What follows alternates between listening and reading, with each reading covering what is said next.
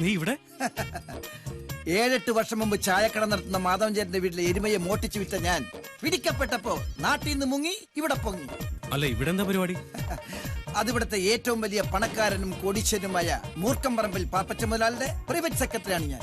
നല്ല താമസം, നല്ല ശമ്പളം, നല്ല ശാപ്പാട്. അപ്പൊ രക്ഷപ്പെട്ടു അല്ലേ? പിന്നെ അപ്പൊ നാട് വിടാൻ തോന്നിയ നിന്റെ ഭാഗ്യം. എല്ലാത്തിനും അതിന്റേതായ ഒരു റൂട്ടുണ്ടല്ലോ ഉണ്ണികൃഷ്ണ. പക്ഷെ നീ രക്ഷപ്പെട്ടെങ്കിലും നിന്റെ മുഖത്തിപ്പോഴും ആ ഒരു കള്ള ലക്ഷണമുണ്ട്. അത് നീ എനിക്കിട്ടൊന്ന് വെച്ചതാണല്ല.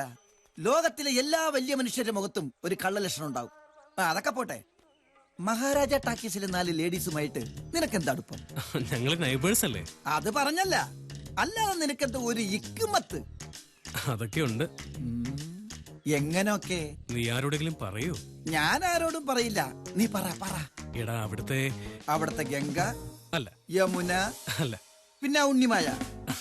അതെ. എടാ കള്ള, ആ കുട്ടി എപ്പോഴും എന്നെ ഫോൺ ചെയ്യും. മിസ് കോളാ? അല്ല, ഞങ്ങൾ ഒരുപാട് സംസാരിക്കും. ആ കുട്ടി പാട്ട് പാടും. എന്തൊക്കെ തമാശകളാ കുട്ടി പറയുന്നത്. ആ കുട്ടി തമാശ പറയും, പാട്ട് പാടും. പിന്നെ എടാ കള്ള, അവൾക്ക് ഇൻകമിംഗ് അല്ലേ ഉള്ളൂ, ഔട്ട് ഗോയിങ് ഇല്ലല്ലോ. അവള് സംസാരിക്കാത്ത പെണ്ണല്ലേ. എന്നോട് വേണോ നിന്റെ നമ്പർ? നീ എന്താ ആലോചിക്കുന്നത്? ഏയ് ഒന്നുമില്ല. നീ വിളിച്ചാൽ അവൾ ഇറങ്ങി വരൂ? ഹേയ്, അവിടം വരെ ഒന്നും ഞാൻ ചിന്തിച്ചിട്ടില്ല. ചിന്തിക്കണം. അവളെ പ്രേമിച്ച് എത്രയും വേഗം നീ അടിച്ചോണ്ട് പോകുന്ന നിന്റെ മിടുക്ക് തന്നെയല്ല, പെണ്ണിന്റെ മനസ്സാ എപ്പോഴാ മാറുന്നെന്ന് പറയാൻ പറ്റില്ല. പിന്നെ നാട്ടുകാരൻ എന്ന നിലക്ക് അവൾ അടിച്ചോണ്ട് പോകാനുള്ള ടാക്സിയും അതിനുള്ള പണവും ഞാൻ സ്പോൺസർ ചെയ്യും. എന്താ? അയ്യോ, നീ ആരോടും പറയല്ലേ? ഇല്ല, ആരോടും പറയില്ല. അപ്പോ നമ്മൾ യുദ്ധഭൂമിയിലേക്ക് ഇറങ്ങുകയാണ്. വിമല നിസ്സാരക്കാരിയല്ല, അവൾ ഝാൻസി റാണിയാണ്. അവളുമായി പടവെട്ടി യുദ്ധം ചെയ്ത് ഞാനും മുതലാളിയും കൂടി നിങ്ങളുടെ കല്യാണം നടത്തി തരും. ഇത് ഭരതവാക്യം. തൽക്കാലം നീ ഇത് വെച്ചോ. എന്തിനാണെന്നാ? ഒരു സേഫ്റ്റിക്ക് വേണ്ടി ഞാൻ വേറെ ഒരെണ്ണം സംഘടിപ്പിച്ചോളാം. അപ്പോൾ നമ്മൾ തുടങ്ങുകയായി. ഓക്കെ?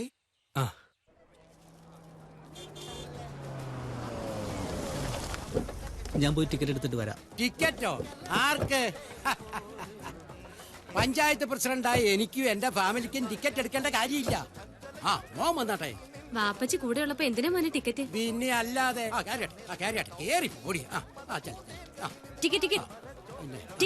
ടിക്കറ്റോ? മോക്ക് എന്നെ മനസ്സിലായില്ലേ?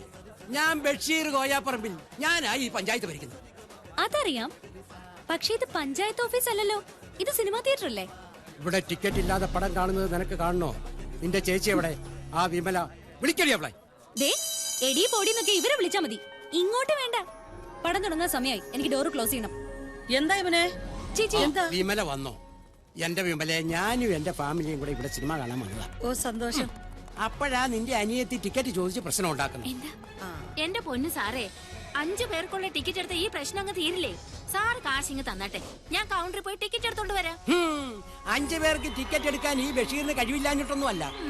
നിനക്കറിയാവല്ലോ, 2 ആഴ്ച മുമ്പ് ലക്ഷങ്ങൾ പൊടിച്ച ഞാൻ എന്റെ മോളുടെ നിക്കാഹ് നടത്തിയത്. എനിക്ക് സൗകര്യമില്ല ഈ തുക്കട തിയേറ്ററിൽ കാശ് മുടക്കി ടിക്കറ്റ് എടുത്ത് സിനിമ കാണാൻ. ബാവക്കളെ, നമുക്ക് പോവാം. എന്താ ഇങ്ങനെ നോക്കിയിരിക്കുന്ന? 4 വർത്താനങ്ങൾ പറയാറുന്നില്ല. സമാധാനപ്പെട് സാർ. നിക്കണേ സാർ, ഒരു മിനിറ്റ് സാർ. പഞ്ചായത്തിന് ടാക്സ് കൊടുത്തും ഭാരം കൂടിയ കറണ്ട് ബില്ല് മുടങ്ങാതെ അടച്ചും വളരെ കഷ്ടപ്പെട്ട ഞങ്ങൾ ഈ തുക്കട തിയേറ്റർ ഉരുട്ടിക്കൊണ്ട് പോകുന്നത്. ഒരു സ്ഥലത്ത് നിന്നും ഒരു സൗജന്യവും ഞങ്ങൾക്ക് കിട്ടുന്നില്ല. അതുകൊണ്ട് തന്നെ ഞങ്ങൾക്ക് ഇത്തരം സൗജന്യങ്ങൾ പ്രത്യേകിച്ചും തിരക്കുള്ള ദിവസങ്ങളിൽ ചെയ്യാൻ ബുദ്ധിമുട്ടാണ്. കേട്ടോ? വേണ്ട, ഇനി നിന്റെ ഒരു പ്രസംഗവും എനിക്ക് കേൾക്കണ്ട. പക്ഷെ നീ ഒന്നോർത്തു, താമസിയാതെ നീ അറിയും. വിമലെ, കണ്ണു പൊട്ടുന്ന 2 ചീത്ത വിളിക്കണായിരുന്നു. ചീത്ത കേൾക്കാനും വേണ്ട അയാൾക്കൊരു അന്തസ്. അത് ശരി. നിങ്ങൾ വീട്ടിലോട്ട് പോക്കോ. ചെല്ലേ. ഇപ്പൊ ഇത്തിരി കുറവുണ്ട്. ഇനി മോൾ ഇത്തിരി ചൂട് കഞ്ഞി കുടിക്ക്. പനി മാറണ്ടേ? ഡോക്ടറെ കാണാൻ പോയാ ഇഞ്ചക്ഷൻ എടുക്കുവേ. ചേച്ചി പറഞ്ഞ ഈ ഫോം ഒന്ന് ഫില്ല് ചെയ്ത് തരോ? ഒരു അഡ്വർടൈസിംഗ് കമ്പനിയിലേക്കാ. ജോലിക്ക് പോണോന്നങ്ങ് ഉറപ്പാക്കി. ഞാൻ ജോലിക്ക് പോയാ ചേച്ചിക്ക് ഒരു ആശ്വാസമല്ലേ? പിന്നെന്താ? അതൊന്നും അല്ല ചേച്ചി, മാസാമാസം അവൾക്ക് ശമ്പളം കിട്ടുമ്പോ പുതിയ ചുരിദാറുകൾ മേടിക്കാമല്ലോ.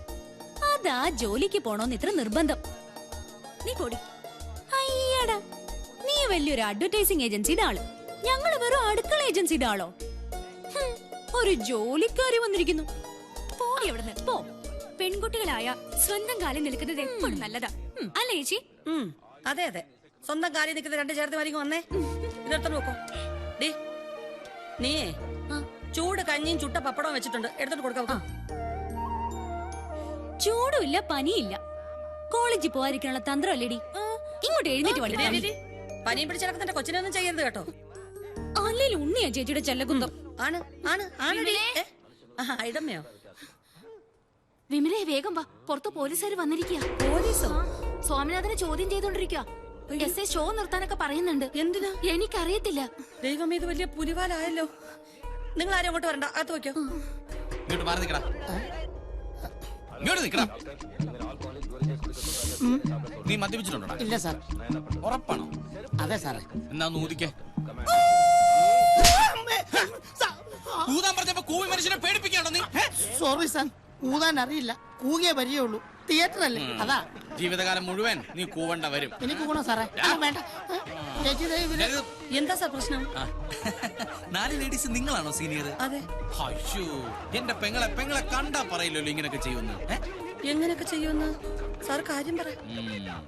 ഓണർ പെങ്ങളായ സ്ഥിതിക്ക് ഞാൻ കാര്യങ്ങൾ അങ്ങോട്ട് പറയാം. ഇതെന്താടാ? ടിക്കറ്റ് കുറ്റിയാ സാറേ. അല്ലാതെ സമ്മാന കൂപ്പണൊന്നും അല്ലല്ലോ? അല്ല സാർ.